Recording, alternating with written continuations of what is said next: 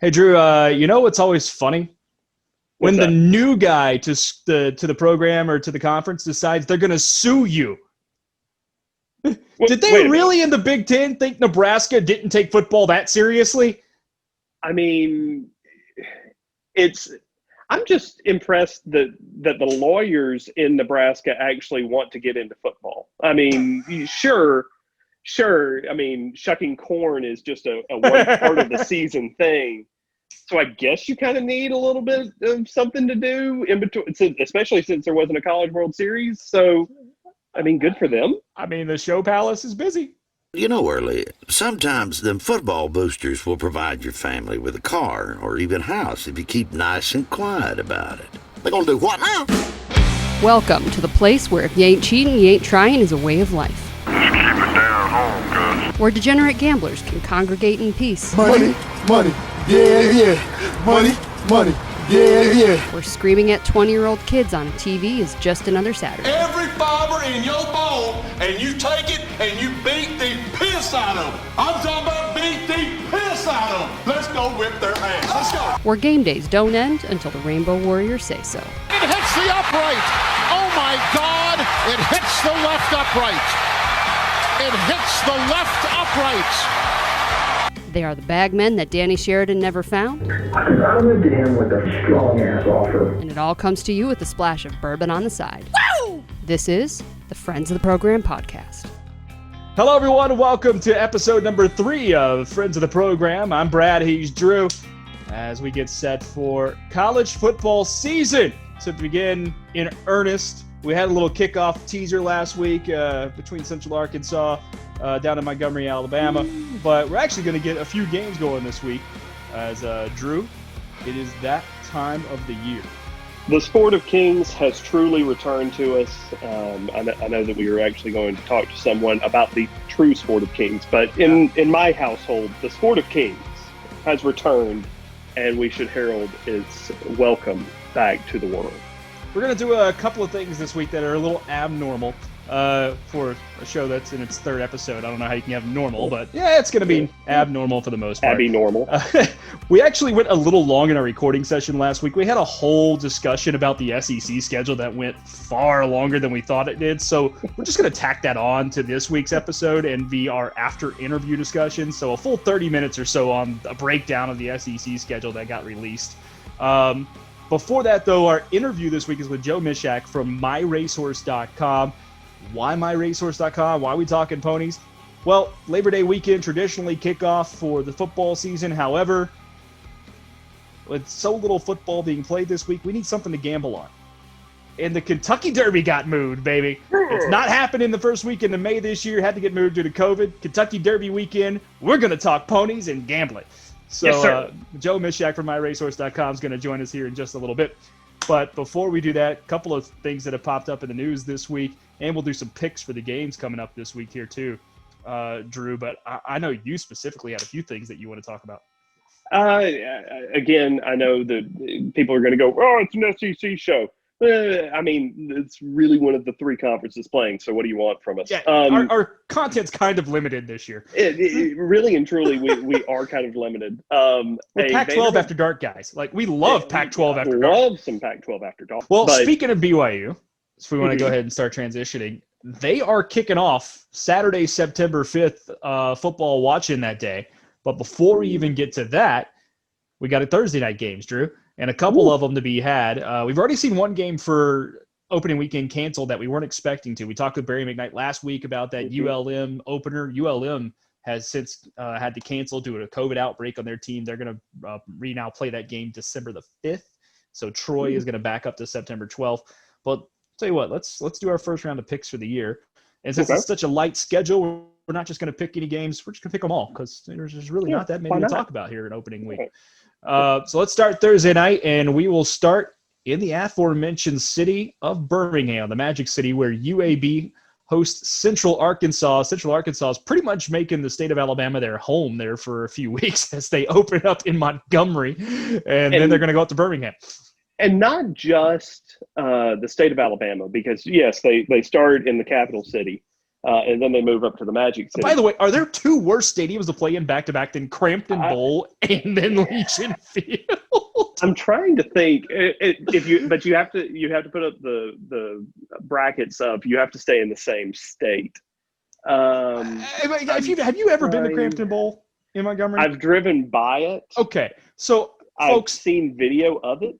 I legitimately grew up within a 5-minute walk of Crampton Bowl for the first 15 years of my life. I could walk there. I've seen more games there than I saw the old Blue-Gray game there many a years on Christmas Day. Oh, no, that would have been fun. Half of the stadium still has concrete for seats. Mm-hmm. Mm-hmm. Yep. It's old, man. It's really old. And they've done some upgrades to it, but it's still just, Yeah, I'm trying to think of active stadiums because, sure, you could say, Podunk High School in Georgia and Memorial Stadium in Columbus. Sure, everybody can say that. But I'm trying to think of active college football stadiums. And I mean, Valdosta High School Stadium, where the Valdosta State Blazers play, is much nicer than probably both of those. It baffles me that the game in Montgomery is not being played at Alabama State's campus because about a decade ago or so, Alabama State built a really nice stadium right there on campus off the highway. And I'm kind of amazed that that's not being used. Anywho. Well, sorry, sidebar, but yeah. I digress. Central Arkansas and UAB. Central Arkansas and UAB, even though the Bears, the Bursts, will have one game under their belt against Austin Peay that was actually this past Saturday. I just don't see any way that Central Arkansas can stand up to Bill Clark and this UAB football team. UAB is a much improved program. Even since the restart, they're reaching levels that we've never really seen UAB at. And Bill Clark, for whatever reason, hasn't found the right fit, is waiting for the right job to open. He might be doing the Al Groh thing, or the Jim Grove thing, and waiting for, and just wanting to ride it out as time at UAB for whatever reason. But I'm going to take the Blazers here. There's no reason why not. Right there with you, but I think you and I have also agreed we're adopting Central Arkansas as our team this year. Absolutely. Because if you see their schedule, they have 2 home games out of the entire season. They're playing at North Dakota State. They're playing their whole schedule is crazy. And in that North Dakota State game, that's North Dakota State's only football game of the year. It's basically a pro day. It's a pro day for the defending 1AA FBS or FCS champions. And it's in the very first week of October. And you know how those people in North Dakota, I mean, we've seen them. ESPN has shown us how excited they get about their football. That's their only game this year, and it's against Central Arkansas. God bless the Bears for go get that dollar, go get that check. They're barnstorming like the 1920s Yankees in the offseason, man. Oh, they are the 1899 Suwannee team of our time. 6 wins in 7 days, all on the road for Suwannee back then. All right, other game on Thursday night. I think this one is super interesting. South Alabama, the Jaguars not going far, just over to Hattiesburg to play Southern Miss. And oh, by the way, the Jags are debuting their brand new digs after leaving Lad Peoples, which was nice. It's nice. It's fine. I've actually worked a game there as well. If you're unfamiliar, Lad Peoples is also the place where the Senior Bowl is played every single year for NFL prospects. So obviously the NFL thinks it's serviceable enough, but the Jags decided to get a brand new digs, and buddy, that thing's nice. And they christen it, break the champagne bottle with the Southern Miss Golden Eagles. Well, so this game's at Southern Miss, though. Oh, it is. Yeah, this game's on the road. I've read that wrong then. Then in that case, I really, really do want to pick USA, and that was going to be my full lead-in. So thank you for changing that. I really want to pick USA because I think that they are a sleeping, not giant, but a sleeping Dikembe Mutombo. Just not a giant, but they're going to do that. They'll beat Mississippi State every now and then. Trust me, they will. They already have. Because they did. Take that, Dan Mullen. But I really do think that if they can tap in and get a couple of wins and become that program in South Alabama, just like we've talked about before, and kind of suck up some of that, the Mobile area, the Blount County area of Alabama, that recruiting base, they can be, pretty impressively good, just like Troy is right now. Just getting all those extra D1 players that nobody has room for. But right now, since it's in Hattiesburg, I'm going to have to pick the Golden Eagles just based on that, even though there is no real crowd to speak of. Yeah, I was going to say the home road factor really doesn't take into account for me here. I just think Southern Miss is a better football team. Yeah, I think they'll probably win that game by a couple of touchdowns. USA, they've got a program with promise. They certainly can pull some upsets at times. They've just been too inconsistent for me to go with them against USM here. All right, no games on Friday. All of them, unfortunately, have been canceled. But Saturday, we do have a small slate of games on Saturday, September 5th. We'll start with the team from your backyard there, Middle Tennessee. They're going to go on the road to West Point, Drew, and take on Army. Ooh. And this is where I hate week one, because I don't have anything to base it on. I just go off of what I've seen. And in these kind of games, that's not a whole lot. I know Army's a better program than they were 2-3 years ago, much better, since they've kind of taken the lead of Ken Niumatalolo at Navy, going with the triple option, sort of the old wing tee. Middle Tennessee is they're the best team in this part of the state, and that's just now being replaced by Tennessee.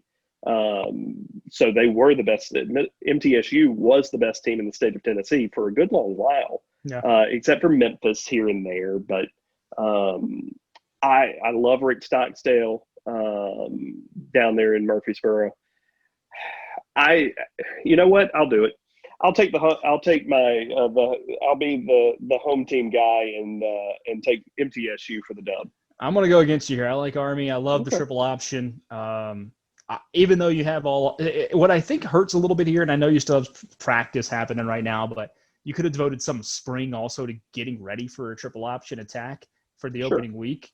And this game kind of got added on late. It wasn't scheduled. It was just like, hey, we're going to play a game. So really, how much time is Middle Tennessee going to have to devote to getting set for this offensive attack? Because it's just so unique. And don't forget, Army, it was a year or two ago, they should have beaten Oklahoma. Like, they had that game won in Norman. And then they went to should their have beaten Michigan. Yeah, and then that was last year, I think. They should have beaten Michigan. And then they went to their bowl game last year or 2 years ago and put up 70. So I'm going to take the Black Knights there. 3 games I don't think we have to worry about talking too much about. I think we're in agreement. Marshall will beat Eastern Kentucky. North Texas is going to take care of Houston Baptist, and UTEP will take care of SFA. So that leaves us 3 games left on the weekend, 2 of them on Saturday. One of them not far from me, down in San Marcos, Texas, as SMU is going to go on the road to San Marcos and take on Texas State from the Sun Belt. I really love picking the upset. I love the underdog taking the dub, but I just can't go against the Ponies here. I think that they've finally, after 30 years, have finally broken through the death penalty, and finally have some traction in their program. So I'm going to go with the Ponies. Yeah, I'm with you. Look, Texas State, I love San Marcos. I've been to a game down there before. I say a game. It actually got rained out after the first quarter, or we had to go to a lightning delay. They ended up playing till 2 a.m, so we left after the lightning delay went on for a couple hours. But I had some great tequila shots with Wyoming fans in between. It's a fun place to go catch a game. It's a great little town. That program, though, is struggling. And for as much talent as they have around this area to recruit off of, they're still 2-10, 3-9 every year type program. Just really haven't broken through. SMU, I think, is going to roll in that ballgame. Now, the one that I think is fascinating, it's the nightcap Saturday night after the Kentucky Derby. Memphis is at home taking on the Arkansas State Red Wolves. Whew. That is a really, really interesting football I game. did not know that one was on the schedule because I refuse to look at anything for fear that the moment I look at it and start breaking it down that it would cancel. Odds are by the time this podcast drops, all these games are going to be canceled. Exactly. Yeah. That would be our luck. And that game is in That game is at Liberty the Bowl? Liberty Bowl. Okay. Again, doesn't matter Yeah. what color jersey they're wearing.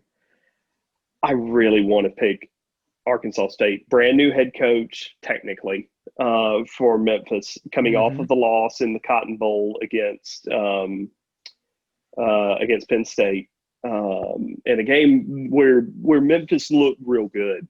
Yeah, Arkansas State has been a program that's been a launching point for head coaches here over the past 10, 15 years.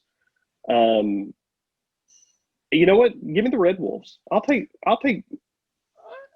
Piggy State. I'm going to go Memphis, but I'm going close. I think this is a touchdown or less football game. And I think for those of you who may not watch them enough, Arkansas State can play football. And they can put up some points on the board. So real quick. I think you want to see fireworks. This is the game that's going to end up in the high 30s into the 40s kind of type football game, and I am ecstatic to watch it. Fantastic. No games on Sunday, but we do have one game Labor Day night, as is tradition. Thank goodness there's something to watch Labor Day night as well. This one, late addition to the schedule, as pretty much all these early games are. But man, is this a good football game. BYU going across the country to Annapolis, taking on the Naval Academy. Ooh. Uh-huh. As much as I bash BYU and have already today, and I hate to say this because I'm a Navy guy. In the Army Navy game, I'm a Navy guy. My grandfather was a Navy guy, and I will always pull for the middies in every sport. But I feel like the football program is doing this number under Ken, and it's not because of him or anything like that. It's just the trajectory that I'm seeing, and I don't like it. I don't like the returns that I'm getting. BYU, on the other hand, is starting to get that traction again, starting to get that old mentality that they used to have under Lavelle, at least on the defensive side of the football. So I'm going to go with BYU, and hopefully get them, 2-0 before they have to play Troy in a couple of weeks, where I will be taking the Trojans. So interesting here, first of all, is you have a couple of players a couple of head coaches that originally hailed from the Pacific Islands. Kendi Amatalolo from Hawaii, Kalani Sitake from Tonga. So I don't know if that's ever actually happened at the FBS level. I don't believe it ever has. Which is interesting. I find that to be a fun angle. BYU coming off a 7-6 season last year. They lost the Hawaii Bowl, 7-6 the previous year. I just think Navy's a little more consistent. I really do. Yeah, and I totally understand that. Yeah. I totally get where you're coming from with that. And because of that, I'm going to take Navy, partially for the same reason I'm taking Army, too. I think on short notice, it's just really tough to prepare for triple option football. And because of that, I'm going to take the Naval Academy. I think this is a good football game. I think it's going to be close. Maybe a little lower scoring than most would like, probably in the high teens, low 20 type range. Seems about right here. But give me Navy at home in a close one over BYU for sure. But this will be a good football game. It's the game that one will go either way. Yeah, I think it's the game that could be the closest of the weekend as far as who's going to win, who's going to lose. That and Middle Tennessee Army, I think, are the two as far as coin flip games go. Arkansas State, Memphis, I think Memphis wins by a touchdown. It's going to be close, but to be entertaining. I think Arkansas State, Memphis is the most entertaining football game of the weekend. But as far as competitive aspects, BYU, Navy, Army, Middle Tennessee State are those two. Yep. So that's our first week of game action. We'll pare down the games as we actually get more to talk about over the course of the year, and we'll start adding in lines as well. Unfortunately, the lines haven't come out. We have obligations coming up soon, so we had to record this episode a little bit earlier than typical. But we will be talking game lines and picking against those as well. But as you folks know, we are somewhat degenerate gamblers as well. We like to put money on football and other things, and one of those things happens to be horse racing. Well, it is Kentucky Derby week. Not a whole lot of football, as you know, coming on this weekend for the traditional start of the season. So we're going to talk with Joe Mishak from myracehorse.com, check in with him and get his thoughts on a few big races for Kentucky Derby weekend. We're not just going to talk the Derby. We're also going to talk the Pat Day Mile, and we're going to talk about the Kentucky Oaks, which, in my opinion, may be the most interesting race of the entire weekend on the Friday before Kentucky Derby Day. Also get to talk to him about his experience with My Racehorse, how it came about, and what it is, because it really is a cool concept. All full disclosure, I actually take a part of My Racehorse as far as like being in the quote-unquote ownership portion of it. By owners, micro share, I mean, like I think my ownership shares, it's super small. And when I say super small, people ask me like, oh, how much of a horse do you own? I own like 5 hairs on the horse's butt, right? That's about right. That's about right. But you can get on it too, super cheap. I think sometimes even less than like $100. Like it's really, really fun. Great. It's great to get in on and enjoy. We'll let you hear from Joe here in just a second. After the interview, we're going to have our recorded conversation from last week about the SEC schedule. We didn't really get a chance to have that in depth, so we're going to drop that here on you, and then we'll close out the show from there. So hope you enjoy the interview and the SEC talk. Back in just a minute.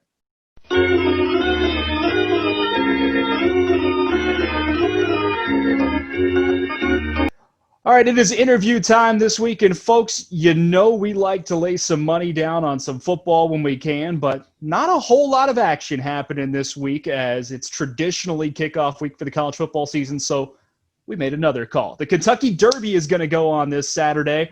Drew and I love the ponies, so we called up Mr. Joe Mishak from myracehorse.com to come in and help us preview Kentucky Derby weekend and give you a few angles to lay some bets down this weekend and have a little bit of fun. Joe, welcome to Friends of the Program.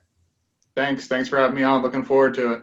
So before we get into the Derby, I want to talk with you a little bit about this weird year and also myracehorse.com and what you guys do. But horse racing is really the one sport that didn't really stop when COVID-19 broke out. There was a couple of week break where tracks were trying to figure out what to do, but since then there's been tracks around the country running constantly, and you know, TV ratings have been up, handle has been up around the country with people laying in more bets and getting deeper into horse racing. How do you see this potentially being a boon for the industry moving forward? Yeah, you're right. I think you know, there's always things that the industry can always do better, but I do think with like Fox Sports 1, especially early on in the year, they took advantage of having a lot of programming showing races from all around the country, and you know, trying to appeal to not only the handicapping side of things, because obviously without the bettors and owners, there is no industry. So I think they did a good job in that respect. And you know, they did, you know, do some other features, giving people inside knowledge of what it's like to be, you know, a horse owner and what it's like on the backstretch. And I think we're always looking for more stories to give people that insight, because, you know, betting obviously is, you know, upmost, probably the thing that's discussed the most, and rightfully so, right? We all want to see our account balances go up if we have the chance. So, but it also is nice to see the backstretch and to see stories about your horses, because, you know, at least for me, I'm not blessed to be, you know, the greatest handicapper. I'm sure cashed some nice bets over the years, but it's just much like owning horses, right? Where you're doing it for mostly the fun, because, you know, in the long term, it's very difficult to make that profit. Definitely. No doubt about it. Joe, give us some of the insight into your path to My Racehorse, if you could elaborate more on what My Racehorse really is. Yeah, absolutely. So my path just in racing, I got into it 20 years ago now, a little more than 20 years ago, just as a fan, as a kid growing up in Philadelphia. and I went to the racetrack. My buddy told me, hey, I'm friends with this trainer at Philadelphia Park. Come see the horse run. We ended up placing some bets. The horse wins, right, and you're hooked for life. So, then I kind of just went to the track on the weekends and really studied, subscribed to like Blood Horse. Thought I was a pedigree expert, right? A Mr. Prospector, he's great with everything, right? And then the more you get into this industry, you're like, man, I didn't really know anything at all. So, I went to college, got a degree in accounting, and started my first life in the business world, and got involved in horse ownership. And back when I got involved in horse ownership, there was no micro shares, there was no My Racehorse, so it was rather substantial investment that I knew that I could only do really one time. And unfortunately, my horse got injured, just like a lot of people's horses got injured, but never made it to the races. I knew that going in. I knew the risk of doing it, but what I learned along the way set me up for the next stage of my career. Forge friendships, forge a lot of networks there, which I think is such a huge important part of racing and ownership, because you are going to experience a lot of those setbacks, a lot of disappointments. A lot of horses don't make it, or horses that do make it that you had a lot of expectations for that just don't do it. So you really have to cling on to the other aspects if you're going to be in it for the long haul, because if you do and you think every horse is going to become secretary, you're just not going to be in the game very long. So what I did was, I got involved in that ownership. I loved it. I loved being on the backside when I got to see my horse in the barn, and was like, what, other than going to the track, I really have no expertise, but I want to change my career. How do I do this? I did some research and found there was actually a school for horse racing, horse racing enthusiasts, and so University of Arizona has a racetrack program. I went there, got my master's in equine science for a few years, studied the ins and outs of racing partnerships. Obviously, that's what I joined. That's what I knew, but I also knew at that time what I wanted to do with my career was introduce horse ownership to the masses, because when you're talking about horse racing ownership prior to micro shares, prior to smaller groups, I know, different groups probably do it a little differently nowadays than when I first got in, but there just isn't that many options. And, you have to have $5,000, $10,000, $20,000 to get in. And, most people just don't have that disposable income, and rightfully so. It's just the way it is. So with my emphasis on trying to feel like how do we get more people involved, I really studied the economics behind racing and particularly partnerships. And, for the first, year or so, nothing really materialized. There still was no My Racehorse around. And then I got a phone call from Doug Reed, who ran the racetrack program at Arizona at the time. And he said, hey, I just got off the phone with this guy named Michael Behrens, who's the CEO of My Racehorse. And he said, Michael has this idea, and he wants to talk to somebody that's really, interested in knows the partnership world, and knows horses, that knows what to do. And so that's how I got introduced to Michael back in, late 2017, early 2018, before we formally launched the business. When he was obviously doing a lot of the big and important legwork of dealing with securities regulators and lawyers in that part. And Michael and I hit it off, and I flew out to meet him, and we agreed to, let's move forward. We think this is something that people will be interested in, but we don't know until we lay it out there. And in May of 2018 was when we first launched our first horses out in California, and started with just basic, claiming horses, starter allowance type horses, to see if people had any interest. And they did, and it was a good time. And then we started getting a more, bigger following, and we wanted to push towards a national approach, and obviously working with the Security and Exchange Commission to make, legal security. You're buying, a stock in a horse. Yeah. This is what this is. And your horse is its own company per se. So that took some time, and we finally got that approval in June of last year. And so it's been, a little over, 14 months now that we've done that. And we've obviously went to the opposite, end of the, spectrum of high-end, horses, stakes horses, obviously a horse, an authentic coming up for the Kentucky Derby. So that's kind of how I got into it, and how my racehorse kind of, got started. And what it is it's like I say, it's racehorse ownership for everybody, just based on the fact that many people can't do it themselves, or even if it's a group of 10 or 20 partners, there's still substantial costs that are involved. There's still monthly bills. Understanding that we wanted to do it differently. We don't do monthly bills. We pre-raise some money up front. It's not for the whole horse's career, but then we use some race earnings to pay those bills, and then what's left over at the end, if there is anything, is then kicked back to the shareholders in terms of their dividends. So, full disclosure to folks listening and watching, I actually do own several horses through my racehorse as a micro share owner. It's a blast. I love it. One of the things I haven't gotten to experience yet, because tracks have been closed to the public and to owners, except for like a few owners here and there. What are the benefits that come with ownership from my racehorse? Because I haven't actually gotten to fully experience that. I know there's like winner's circles and a chance to go to the track and all that stuff, but would love to have your explanation there.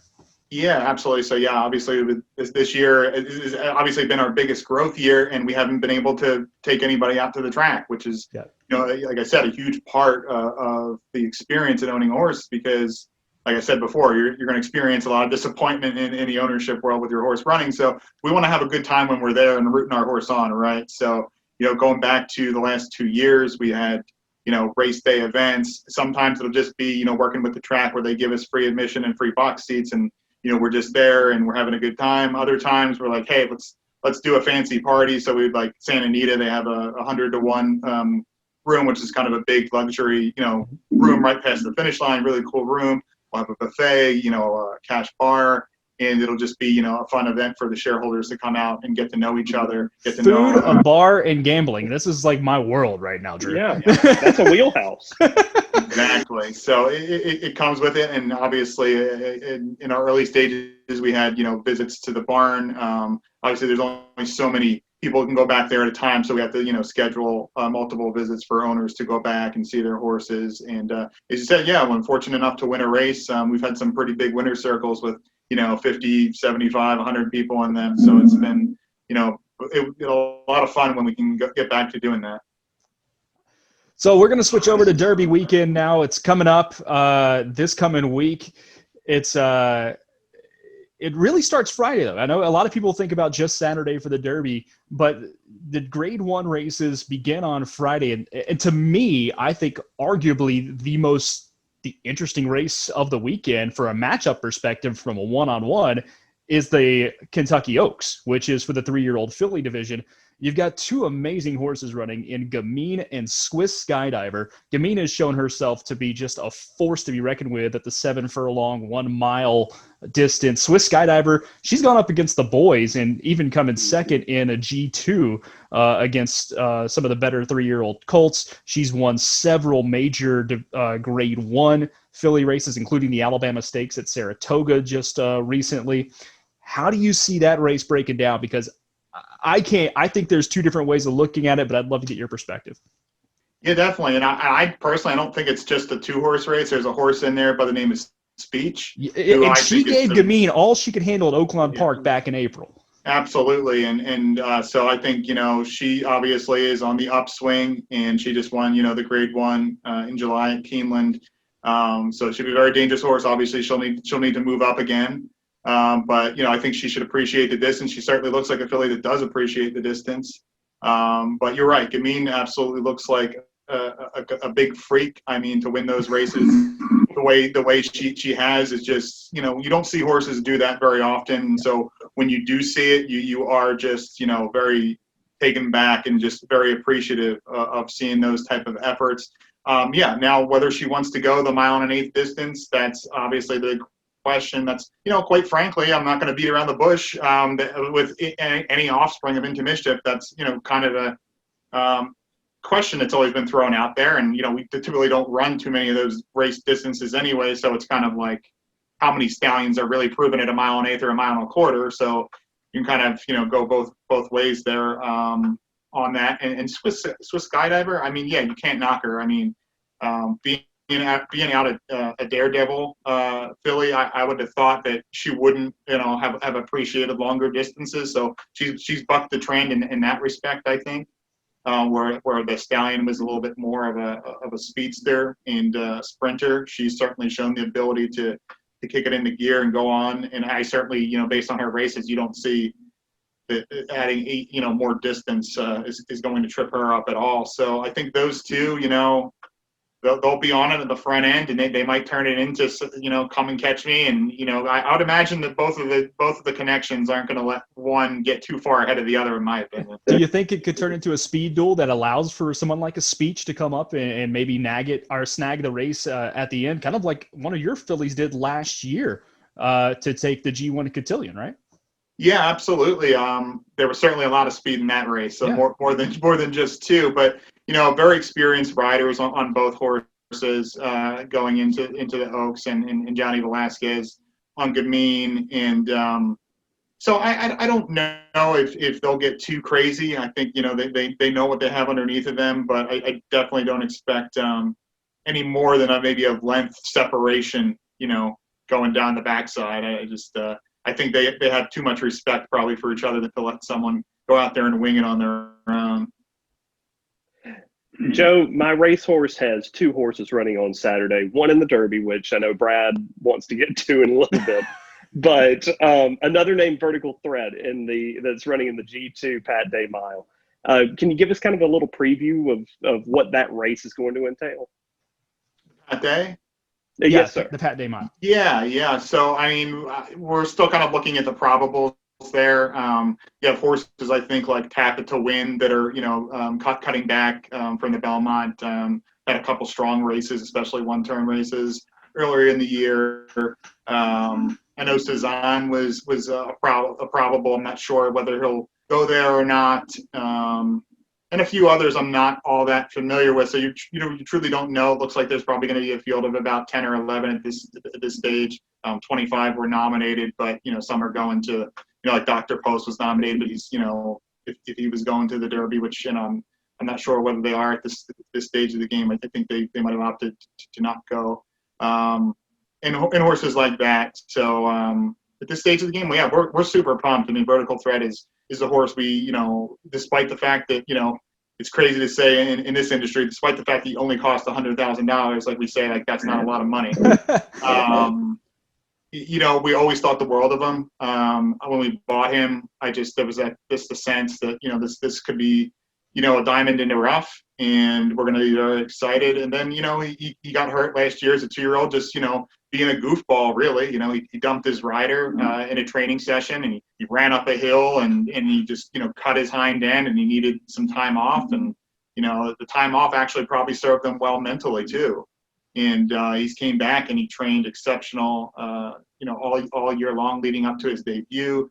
In his debut, he just, honestly, it was a couple works short, and we wanted to just get him some race experience. He broke, almost dead last, and made a very sneaky move on the far turn, which, afterwards I told all my friends, you got to bet this horse next time. And, fortunately for me, we know how that goes sometimes. That doesn't go the right way when you tell your friends to do that. But it did. And he won very impressively, and then he followed it up with the Smiling Tiger. And, he came out of that race in the Smiling Tiger, in great shape, and shipped in to Churchill, and is getting his, feet wet over the track, and doing as well as we can. So I expect another big performance here, and we'll see what we got when you throw a horse, in from listed stakes to the greatest stakes competition. It's go time, and we'll see what we have. You told me previously you actually got to name Vertical Threat. How did the name come up? Yeah, so we were approaching football season at the time, and obviously a good lead-in, right? So we all know what a vertical threat is for the football reference, and also thought it would just be good because I did think he'd be a very fast horse and a very good horse, and he'd be blowing past his opponents in the stretch. So that's kind of the two of them, how they lined up. My wife's dream is to have a horse to name Yar, so that way she can basically have a pirate-themed horse coming around the track. That's her whole idea. We'll move on to the main event now. It's Kentucky Derby. No fans this year, traditionally run in May, running in September. The Churchill Downs moved it, hoping they'd have fans and the COVID situation would calm down. Unfortunately, not the case. The Triple Crown has been kind of thrown up in the air in different ways. The Belmont was cut back from the traditional 1.5 miles to 1.125 miles and ran first in June. Let's see. Traverse has already been run at 1.25 miles. So first time we've actually ever seen a horse come in to the Kentucky Derby that I can recall that's been proven at 1.25 miles, and the favorite Tis the Law, who has won the Belmont, won the Florida Derby, and won the Traverse. You guys have a horse in Authentic who's coming off a Grade 1 win at the Haskell Invitational, trained by Bob Baffert. There's a few other great horses out there. Art Collector coming off a big Grade 2 victory at Keeneland recently. One of a sneaky one that I kind of think is interesting is King Guillermo, who hasn't run since Arkansas, the Arkansas Derby at Oaklawn Park in May. They've been pointing him to this race, but performed really well and won the Tampa Bay Derby earlier this year. How do you see this race breaking down? I didn't even mention Honor AP either, who's the other fantastic 3-year-old coming off the West Coast with your horse, Authentic, and have had a couple of great duels so far this year too. How do you see this race breaking down? Because Tis the Law's, he's going to be the betting favorite, and rightfully so, but I really think this is kind of a wide open race.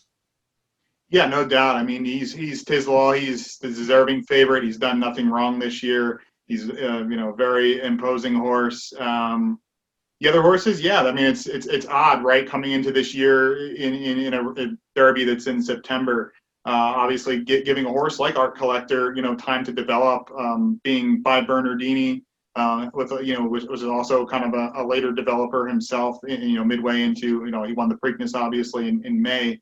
But, obviously got better as he went along, and which the AP Indy line, tend to do. From a pace perspective, obviously we'll have to see, the Derby draw and see how everyone shapes up. We know that dictates so much of strategy and position. But, I think it's an honest pace. I think our horse has been training very well. Obviously, I mean, they all are when you go to the Derby for the most part. I feel like he's obviously Authentic. He's been, I think maybe as Bob Baffert said, and we've been kind of saying internally, I think he's the forgotten horse. And I'm not saying he's going to win the race. We sure as heck hope that we are in the winner's circle afterwards. But I feel like for a horse that's only lost one time in his career, and the fact that he lost $1.7 million this year alone, right? Right, and the fact that when he did lose, he almost ran into the grandstand at the gate and had to go 4 wide all the way around the back stretch. And he lost. He wasn't giving up at the end when Honor AP and do we forget that he actually beat Honor AP handily the race before that? And that's not a knock on Honor AP. I think he's a fantastic horse, and he looks the part. And he very well might just run them all down at the end as well under Mike Smith. All great horses, all great respect for the connections. But with Authentic, he's a little bit of a goofball, but and he's been a little bit of a goofball. And Bob's been working hard, and I feel like this is September Derby did him the world of good. Having extra time to work with him and try to get him right. Now whether that gets wrinkled out or not, we'll see. But I know he's been working. He's been working him in company the last couple times. He's been getting him to try to focus and rate, and obviously that the pace dynamics will obviously depend on how they break and what the draw is, and whether Johnny V wants to utilize that high cruising speed and be close to the lead, or we might see a different tactic to where he is a little bit more rateable and saves a little bit more run. But we're super excited. Anytime you have a horse that's top few choice in the Derby, you're going to go in and you're going to be excited about it. So without a draw just yet, what does Joe Mishak's trifecta ticket look like? Oh gosh, that's a good question. I always like to try to have value, right? I'm kind of one of those value players, and I also like to mix it up a little bit. One of my better bets was betting against Nyquist back in 2016 for the Preakness. It wasn't for the Derby. I was an all-exaggerator guy because I saw him as a 2-year-old at Del Mar, and I thought, man, this horse is a freak, and cashed a nice bet on him when he was, I think, like 19-1 or something like that first out. So when Nyquist won the Derby, I still was an Exaggerator fan and came back in the Preakness and put him on top, and then threw Nyquist out of second. I ended up getting a long shot come up at the wire. So kind of like to mix things up that way. So in this case, like I said, I do like Honor AP. I do like obviously 'Tis the Law, but there's a few long shots go on. Yeah, you said King Guillermo. I think he's an interesting horse. He's certainly fresh. So I don't have the ticket drawn up yet per se, but those obviously are a few horses that I would look into playing. All right. Well, we've got one final question for you. It's our traditional get out question here on Friends of the Program. You're sitting down for a Saturday at the track or a game, whatever you're deciding to do. What are you having in your hand for a cocktail? I am an old-fashioned kind of guy, and if it's not that, I'll have an IPA in my hand for a beer of choice. Like it. I like it. Solid. Very well, solid. Joe, we appreciate the time. Thank you so much for coming on and dropping some knowledge on us for some horse racing. Hopefully our folks will really enjoy this. Take the knowledge and go win a few bucks at the track this week. And I look forward to seeing you guys out at Santa Anita or somewhere else to root some horses on for victories as well. Folks, you can always go to myracehorse.com. Follow them on Twitter to learn more. You'll find out all the information, see what horses are available to purchase into as well if you're interested. Like I said, I do it. It's a blast. I love watching them and love screaming at the house. It's a good time. Thanks for the time, Joe. Thanks, Brad. Thanks, Drew. Appreciate it. Thank you, Joe.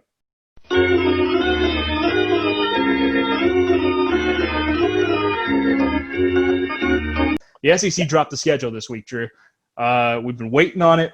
Once they said they were going to play, we now know what we got. It is a 10-game all-SEC schedule starting on the 26th of September, going all the way through December the 5th. Championship game slated for December 19th, which is much later than usual. Typically, that December 5th weekend is the championship game weekend. First thing that popped up, rivalry weekend will not be the final weekend of the season. It just feels weird.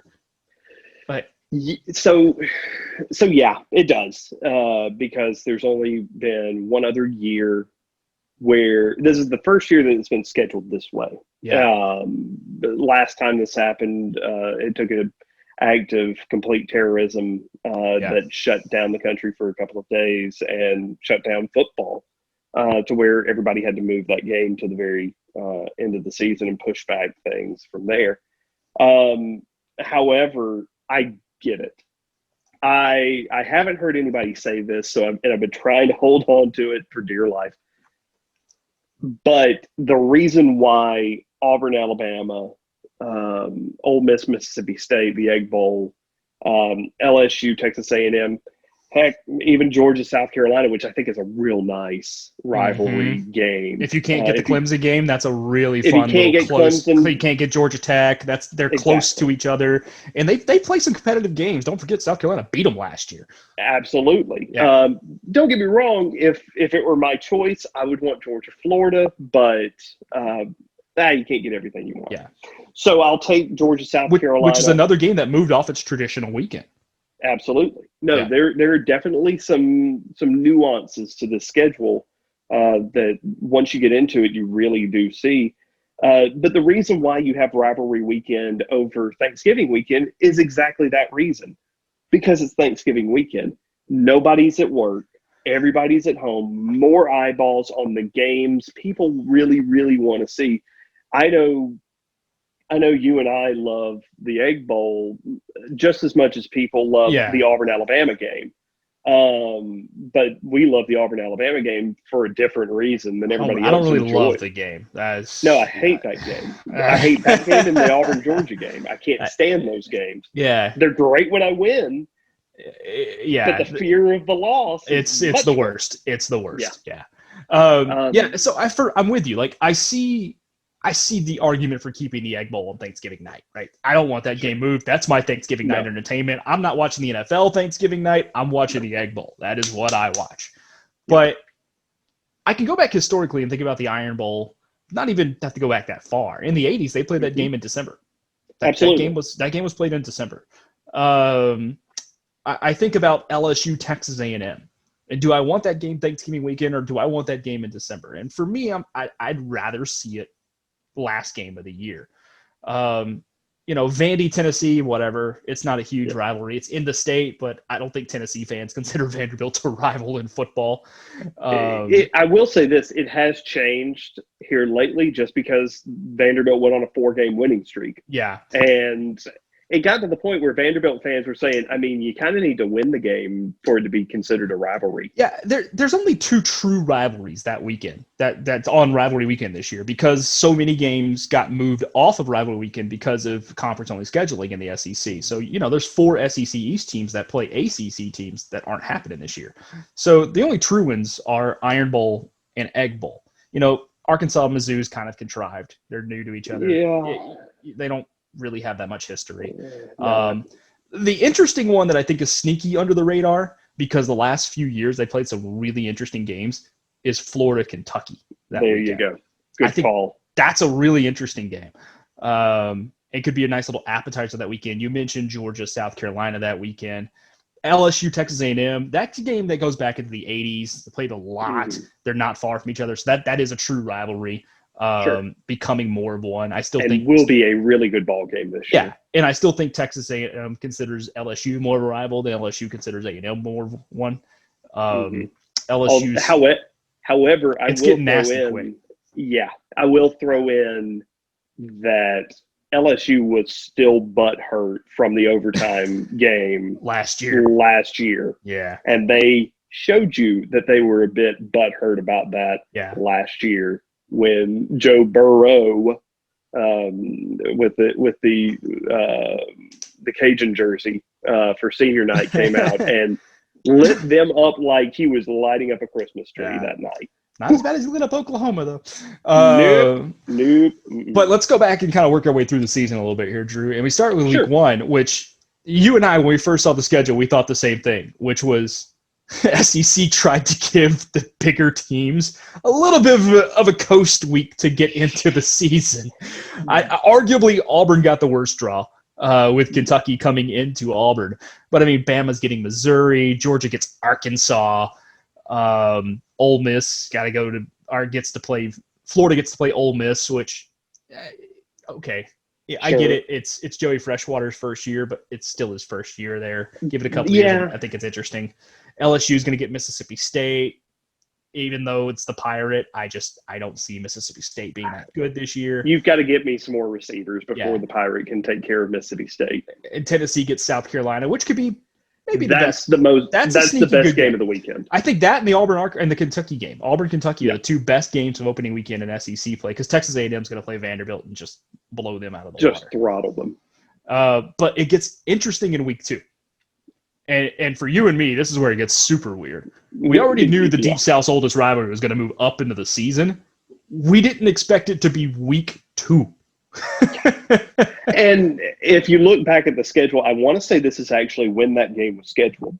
That weekend, It was the original schedule day for that game. And I get why you don't move it back a couple of weeks, because let's say the worst happens and we only get to play 2 or 3 weeks. Yeah. That means there's only been 1 year where the Auburn-Georgia game hasn't been played since 1892, and that was 1943 because Hitler decided to run through Europe.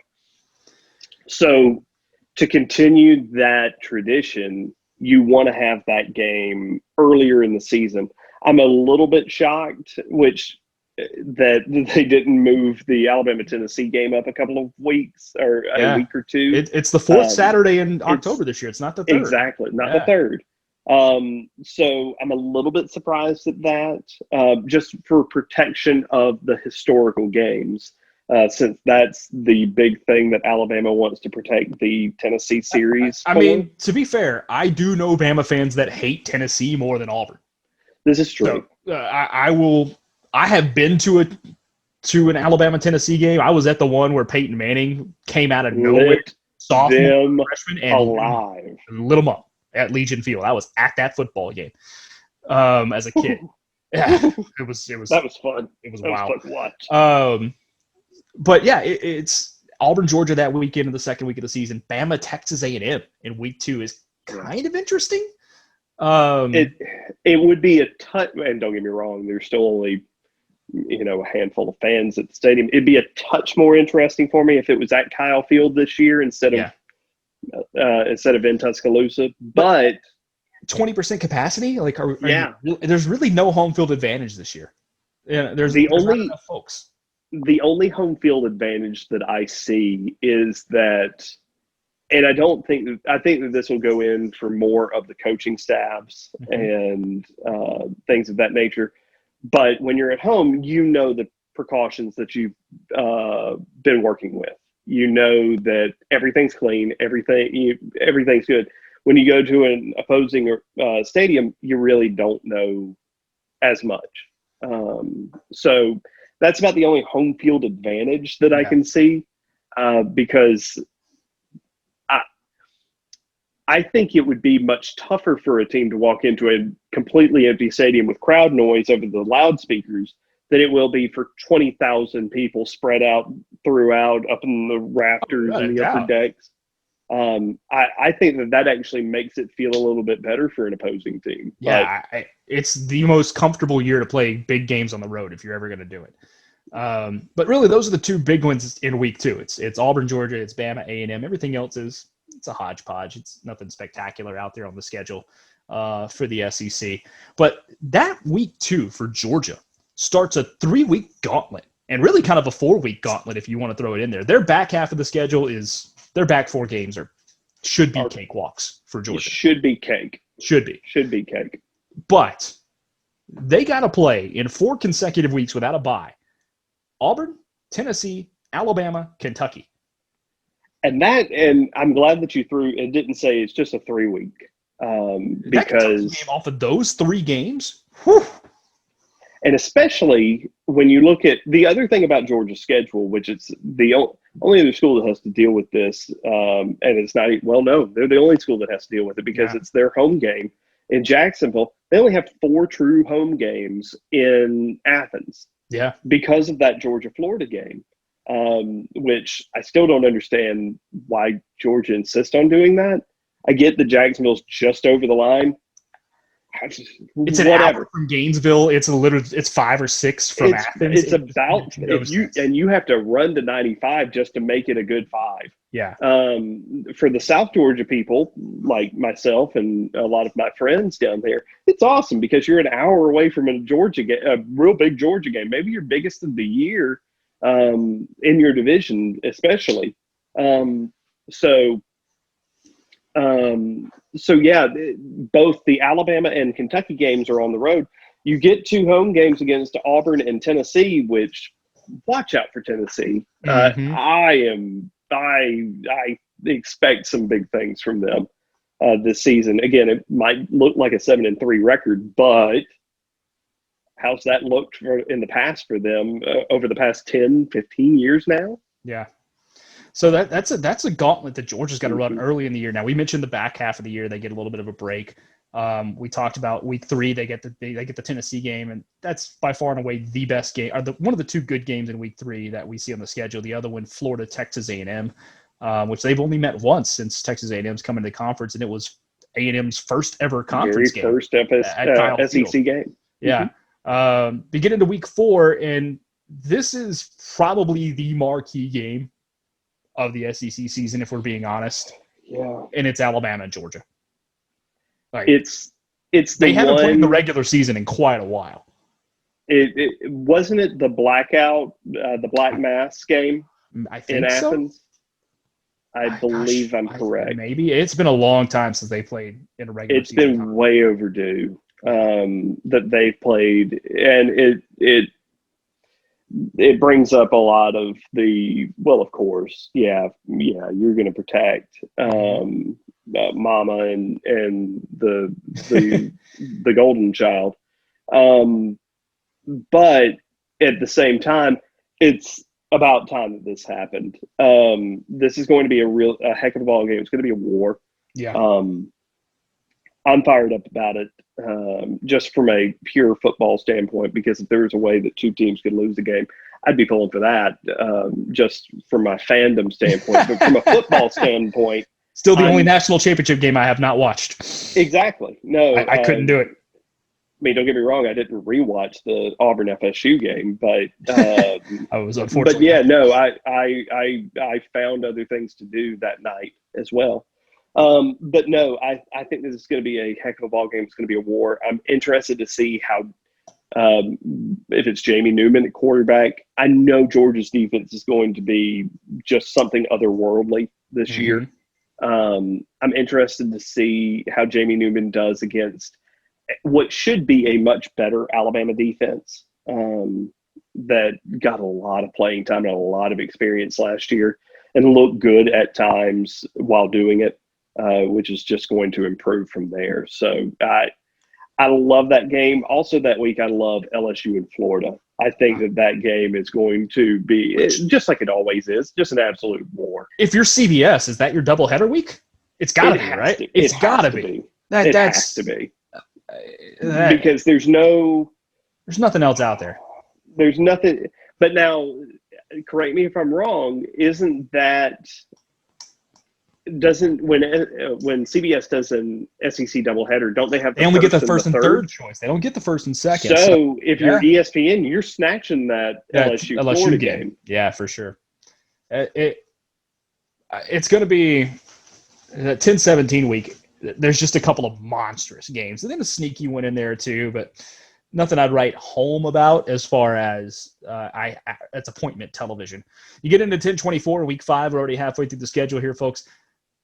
Traditional rivalry game in Alabama and Tennessee, which is only going to get better the longer that Tennessee continues to build that program up.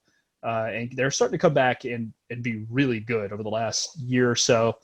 They got work to do. I think it's still easy to remember Georgia State beat them last year. You know, they struggled against Indiana in the bowl game, and Indiana was decent last year, but they're not Alabama level yet. No, not yet. But Jeremy Pruitt has done a solid job there. I think he is building it from the ground up and doing it in a vision of the way people remember Tennessee football being played back in the under General Neyland with real strong defense. I know we haven't gotten to that game yet, but I fully expect Tennessee to beat Auburn this year just because Jeremy Pruitt has Gus Malzahn's number. And where that's on the schedule is it's right. That's real dangerous. It's right before the Alabama. Real dangerous for Auburn. But I really like what Jeremy Pruitt has done. I like that he's done it not the right way, but he's really doing it the right way, building around his defense, finding a solid but reliable offense. And yeah, I think that they are well on their way to taking their next step this year. Halloween weekend, it's a game I know you and I will be all over because of our fandom and where we went to school, but Auburn and LSU going to play each other. Halloween weekend, that game to be played in Jordan-Hare Stadium. So that game was originally scheduled to be played the week before the Iron Bowl this year. And I think Auburn catches a break. I know we just talked about Tennessee before Bama. I'd still rather play Tennessee before Alabama than I would LSU before Alabama. And Auburn gets to play this game coming off of games against Arkansas, South Carolina, and Ole Miss. Whereas LSU is going to play this game coming off a game 2 weeks earlier against Florida. You of all people can attest to the most exhausting game we've ever watched as fans. 2006 Auburn LSU. I have never wanted to get into an ice bath so bad that after that game, if you've never watched that game, find an HD copy because it has to be an HD because you have to feel like you're there. Words after that game was a war, and it finished 7-3, and it was NFL level hitting. It was unbelievable.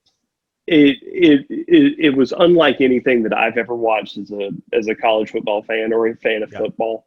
I've never ever seen a war like that, and that's just one volume of the last 20 years of that game. 2004 was the same way. 2005 was, the missed field goals. 2007 came down to that touchdown the last second. I think within the last 20 years, there have been, since the turn of the century, there's been at least 7 or 8 Auburn LSU games that have come down to the final drive. Yes. I love the fact that Auburn gets it before an open week. For Auburn's perspective, I love that they get a few weeks of okay teams, nothing spectacular in there. Coming off the Georgia game, really the first half of Auburn's schedule is a chance to set it up for the back half of the year because the last 3 weeks are a gauntlet that Auburn's got to run.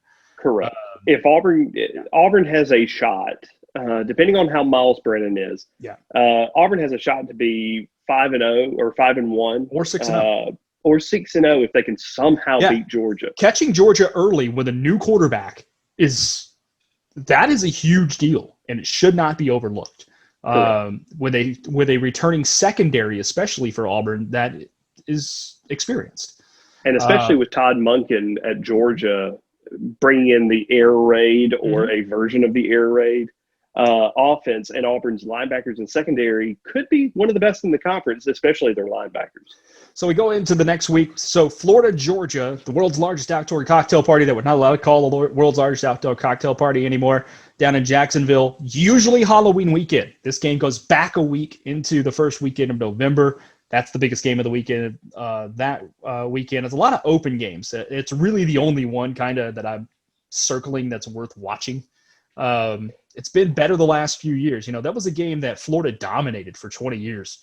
And the last few years, Georgia's starting to come back around. And I think it's a game Dan Mullen needs. I think they desperately need that game. It's definitely a game that Dan Mullen I would agree with you. He's done some great things, won 8 or 9 games in his first couple of years there in Gainesville.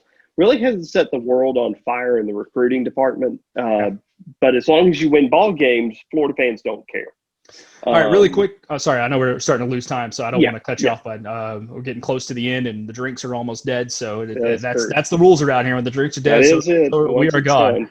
The week after Florida, Georgia, Alabama, LSU. So, what I will compliment the SEC on, every week it looks like outside of week 1, they're giving us a big-time matchup to salivate and talk over. And they give you Alabama, LSU on the 14th of November, the week after the cocktail party. I'm interested to see how this game plays out just because of what happened last year with the this is now our stadium talk from Coach O. We're and a couple of other choice words that I'll save. But especially when he used the Alabama chant. I don't know if you remember that. RTW RT what? RT what? I'm hearing it in my head, and it's so beautiful. But I'm interested to see how Nick motivates his team, especially since Alabama catches a huge break, not playing this game on the road in front of 20% Cajun people. Yeah, not bad. Not bad at all. And both of those teams will come off a bye week the week before, so they'll both be fresh. And then later in that same week, there's a sneaky good football game. Texas A&M and Tennessee. You're going to play that same week. That's a sneaky, interesting football game. That's going to be very interesting, especially with Texas A&M traveling to Knoxville for it. Not so much because of the crowds or anything like that, just because you're traveling from College Station or Houston, if you want to say that, all the way to Knoxville, which is not one of the easier flights in the conference. No. So we get into November 21st weekend. That's Auburn and Tennessee. It's the week before rivalry weekend that we're already spoken about. Alabama gets a tough win with Kentucky, but something Alabama should handle realistically.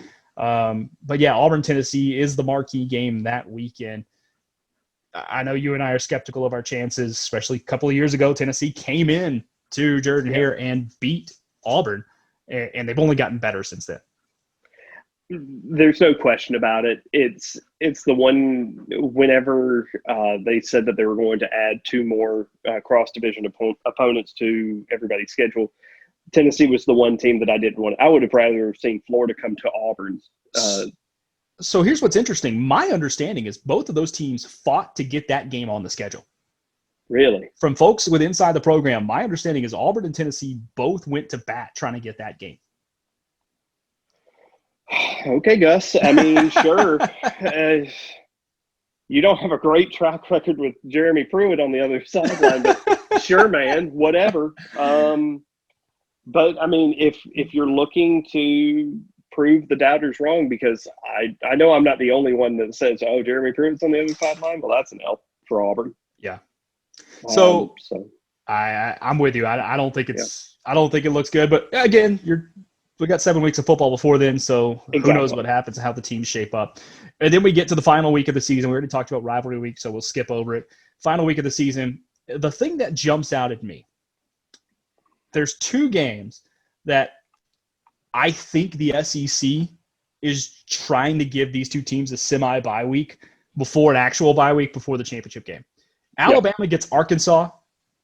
Georgia gets Vanderbilt. Yep. You saw through the facade. It reeks. I don't like it. I think they're trying to set the table up a little bit to make sure everybody's fresh for the championship game. With a bye week in there, I don't like that at all. Well, and not just a bye week, dose bye week. Yeah, because the championship game's not until the 19th. Yeah, I get that both teams have to play within the schedule because both of those are division games. I just would rather see a little more balance there on the last week of the season. What could be a consequential last week, because if things are playing out, Auburn's got to play Texas A&M, Florida's got to play Tennessee. LSU, they get Ole Miss, but that's a rivalry game. People don't understand. LSU Ole Miss is a rivalry game that goes back all the way back to Billy Cannon. Yeah. Back to Billy Cannon, and the run in the mud. So it's I don't know. There's a lot there. I don't like about that. It's definitely one of those things that makes you go, here's the conference office taking care of mama and the special child. And I think that went into the situation, went into the thought process. But it's going to be really, really interesting, especially if Georgia slips up like they've been prone to do over time. Especially if they take a loss to Auburn and maybe drop that Kentucky game after losing to Alabama on the road. And then all of a sudden they have 3 losses before they even get to Florida. And if they can somehow right the ship from there, sure. But if Alabama were to drop, maybe this is the year Tennessee finally gets them. Yeah. Since the game's in Knoxville, and then LSU somehow pulls out another dub. This is the year I think nobody gets through the SEC unscathed. 10 conference games, I just don't see it. I don't know. I don't see anybody that's able to go clean. LSU still has to go on the road to Florida. LSU's got more question marks than I think people realize too. Yes, they've got a lot of holes and a lot of questions. All right, Drew, that wraps up this week. Always a good time, my friend. I could not have more fun in one evening. With your pants on, anyway. Exactly. Folks, don't forget to follow us out there on the Twitter machine at FOT Podcast. Same for Instagram at FOT Podcast. You can also like and subscribe on YouTube, Friends of the Podcast, or Friends of the Program Podcast, excuse me.